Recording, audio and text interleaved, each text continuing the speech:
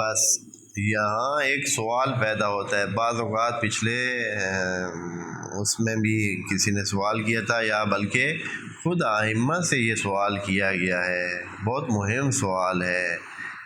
ہمارے جذبات علیحدہ اپنی جگہ پر، لیکن سوال اپنی جگہ پہ مہم ہے، اور اس کا جواب بھی کہ امام سجاد علیہ السلام سے کسی نے پوچھا کہ اگر یزید توبہ کر لے تو آیا وہ معاف کیا جا سکتا ہے، اس کا گناہ معاف کیا جا سکتا ہے؟ اس نے جو اتنا بڑا ظلم کیا اور نبی کے نواسے کو کربلا میں قتل کیا، تو آیا اگر وہ توبہ کرے تو اس کی بچت کی گنجائش ہے یا نہیں؟ تو امام نے آگے کیا کہا ہونا چاہیے؟ امام نے ہماری نظر میں تو عام لوگ یا عام جو مومنین ہیں ان سے اگر کوئی پوچھے تو نہیں بھائی، یہ تو قابل معافی جرم نہیں ہے، یہ جرم ایسا ہے کہ اس کی معافی نہیں ہوگی، لیکن ایسا نہیں۔ امام نے کہا ہاں اگر یہ توبہ کرے تو اس کا جرم معاف ہو سکتا ہے۔ توبہ کا طریقہ کار جو ہے وہ مشخص ہے، توبہ کا طریقہ کار مشخص ہے۔ وہ امام علی کے اس قول میں دیکھیں نہج البلاغہ میں، جو انہوں نے توبہ کا طریقہ کار لکھا ہے، بتایا ہے۔ وہ ابھی یہاں ہمارا مورد بحث نہیں ہے کہ توبہ، بہرحال بات ہو بھی سکتی ہے کہ امام نے 6 مرحلے بتائے ہیں کہ 6 مرحلے طے کوئی کرے گا تو اس کو توبہ سمجھے کہ اب اس نے توبہ کی ہے۔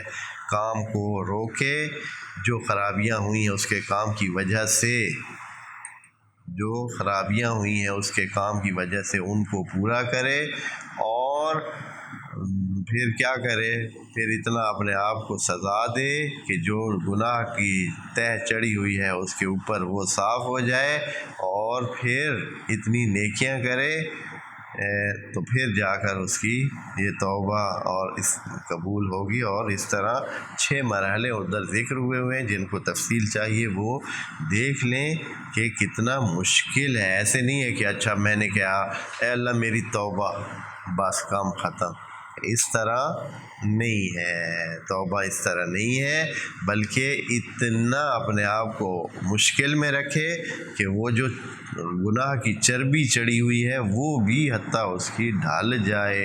اور اس طرح بہت سارا ایک پروسیجر ہے، توبہ کرنے کا عمل بھی اتنا آسان نہیں ہے، اور دوبارہ نہ کرنے کا عزم کرے، کبھی بھی ایسا گناہ پھر نہیں کرے گا۔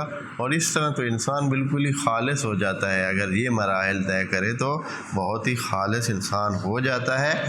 تو امام سے پوچھا کہ ہو سکتا ہے؟ امام نے کہا ہاں ہو سکتا ہے، اور اس کا طریقہ کار مثلا یہ بھی بتایا کہ یہ کام کرے، اپنے غلط کاموں سے رک کے ٹھیک کام کرنے کی کوشش کرے، فلاں کرے فلاں کرے، تو اور کچھ رکعت نماز بھی شاید فرمائی کہ وہ بھی اضافی طور پر نماز توبہ بھی پڑھے تو وہ ہوگا۔ تو کسی نے امام سے یہ پوچھا کہ اے امام آپ کیوں بتا رہے ہیں ایسے؟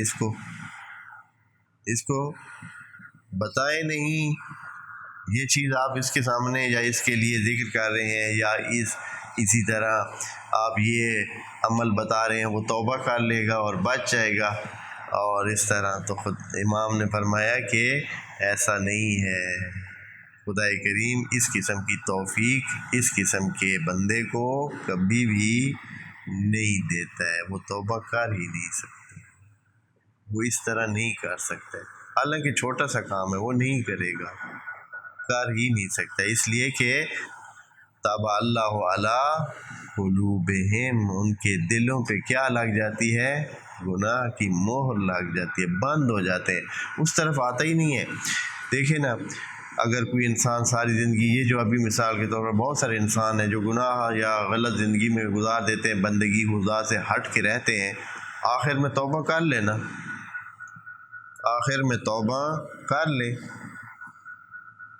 خدا کریم کے دروازے تو کھلے ہیں، کر لے توبہ آخری سال ہی صحیح، لیکن ایسا ہوگا، کرتے ہیں لوگ، کبھی بھی نہیں ہوتا۔ اس لیے کہ جو چیز آپ کی پہلے سے بن کے آ رہی ہے، آپ کی روش ایسی ہے، آپ کو توبہ کرنے کا ذہن ہی نہیں مانے گا، اصل آئیں گے نہیں۔ دروازے جیسے بند ہوتے ہیں، کبھی بھی ایسے نہ کسی نے کیا ہے۔ کتنے لوگ ہیں وہ اسی حالت میں، جیسی حالت میں، جس انداز میں وہ آ رہے ہوتے ہیں، اسی شاذ و نادر آپ کو کوئی ملے گا کہ کوئی بندہ اپنے کاموں سے توبہ کرے اور اس راستے پہ آ جائے، بندگی خدا اپنا لے۔